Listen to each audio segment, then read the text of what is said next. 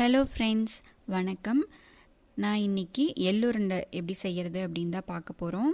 நான் அதுக்கு இன்றைக்கி வெள்ளை எள்ளு யூஸ் பண்ணியிருக்கேன். இந்த ஸ்நாக்ஸ் ஈவினிங் குழந்தைகளுக்கெல்லாம் செஞ்சு கொடுத்தா ரொம்ப நல்லா விரும்பி சாப்பிடுவாங்க. அதுக்கு நான் இன்றைக்கி வெள்ளை எள்ளு 1 கப் எடுத்திருக்கேன், கிட்டத்தட்ட 250 கிராம். நம்ம கருப்பு எள்ளு யூஸ் பண்ணியும் சத்துருண்டை பண்ணலாம். நான் இன்றைக்கி வெள்ளை எள்ளு 1 கப் எடுத்திருக்கேன். இது மிதமான சூட்டில் வச்சு நல்லா கைவிடாமல் கலக்கிட்டே இருக்கணும். நல்லா பொன்னிறமாக கலர் சேஞ்ச் ஆகி வர்ற வரைக்கும் கைவிடாமல் நல்லா வறுத்து எடுத்துடலாம். பாருங்கள், லைட்டாக கலர் சேஞ்ச் ஆகிருக்கு. கைவிடாமல் கலக்கிட்டே இருக்கணும், இல்லைன்னா கருகிரும். ஸோ நம்ம இந்த அளவுக்கு கலர் சேஞ்ச் ஆனதும் நம்ம மாற்றி எடுத்து வச்சிடலாம். நான் ஒரு பிளேட்டில் மாற்றி ஆற வச்சிடுறேன் சைடில்.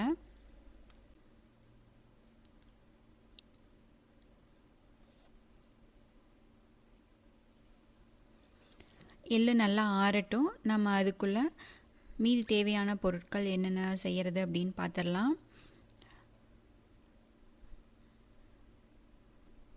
இந்த சத்துருண்டை செய்கிறதுக்கு நம்ம நிலக்கடலை 1 கப் எடுத்திருக்கேன். வறுத்து தோல் நீக்கி வச்சுருக்கேன் நான். 1 கப் நிலக்கடலை. எந்த கப்பில் நம்ம எள்ளு அளந்தோமோ அதே அளவு கப்பு கடலைக்கும் யூஸ் பண்ணுங்கள். அதை நல்லா பவுட்ரு பண்ணி எடுத்துடுறேன். நம்ம நிலக்கடலைக்கு பதிலாக பொட்டுக்கடலையும் யூஸ் பண்ணலாம், அதுவும் ரொம்ப நல்லா டேஸ்ட்டாக இருக்கும். நான் இன்றைக்கி நிலக்கடலை எடுத்திருக்கேன் 1 கப். அதை நல்லா பவுடராட்டம் பண்ணி ஆட் பண்ணி வச்சுருக்கேன். அதே அளவு நான் இன்றைக்கி கருப்பட்டி எடுத்திருக்கேன். வெல்லமும் யூஸ் பண்ணலாம். 1 கப் கருப்பட்டி, இதையும் நல்லா பவுட்ரு பண்ணி எடுத்துடலாம். பாருங்கள், ரொம்ப நைஸாக வேணும்னு இல்லை, கொஞ்சம் தருன்னு இருக்கிற அளவுக்கு இருந்தால் போதும். இதையும் கடலையோடு சேர்த்து போட்டுடலாம்.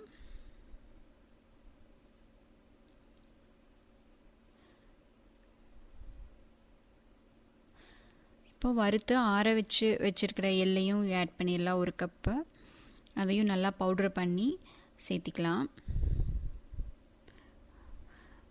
நம்ம ரொம்ப நேரம் அரைக்கிறதுக்கு விட்டுட்டோம் அப்படின்னா ரொம்ப அரைச்சிரும். இது கொஞ்சம் தருன்னு இருந்தால் போதும், அந்தளவுக்கு அரைச்சி எடுத்துக்கலாம். பாருங்கள், சரியான பதமாக இருக்குது. இந்த அளவுக்கு அரைச்சி எடுத்து கருப்பட்டி கடலையோடு சேர்த்து அதையும் போட்டு பிணைஞ்சிடலாம்.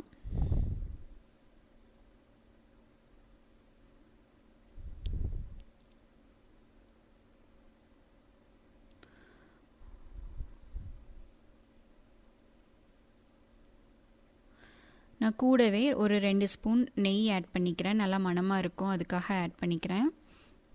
நெய் ஆப்ஷனல் தான். கையில் ஒட்டுது அப்படின்னா கூட நீங்கள் நெய் தடவிட்டு உருண்டை பிடிச்சிங்க அப்படின்னா ரொம்ப நல்லா வரும். நம்ம இதை எல்லாத்தையும் சேர்த்து இப்போ நல்லா மிக்ஸ் பண்ணிடலாம்.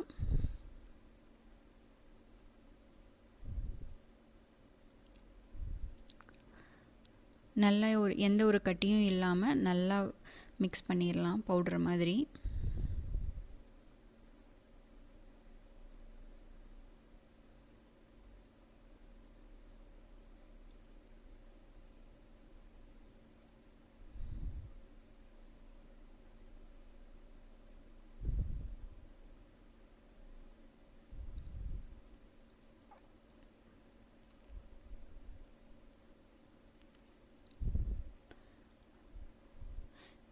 கட்டி இல்லாமல் நல்லா கலந்து விட்டுடலாம்.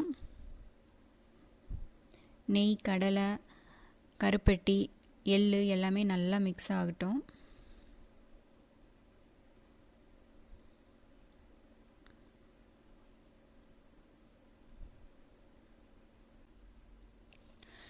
எல்லாமே நல்லா கலந்து வந்துருச்சு. நம்ம இந்த ஸ்டேஜில் இருக்கும்போது உருண்டை பிடிக்கிறதுக்கு ஆரம்பிச்சிடலாம். எள்ளுருண்டை செய்கிறது ரொம்பவே ஈஸி. நீங்களும் கண்டிப்பாக ட்ரை பண்ணி பாருங்கள். ஒரு 20 நிமிஷம் இருந்தால் போதும், நம்ம குயிக்காக எள்ளுருண்டை செஞ்சிடலாம். பாருங்கள் எவ்வளோ நல்லா வந்திருக்கு அப்படின்னு.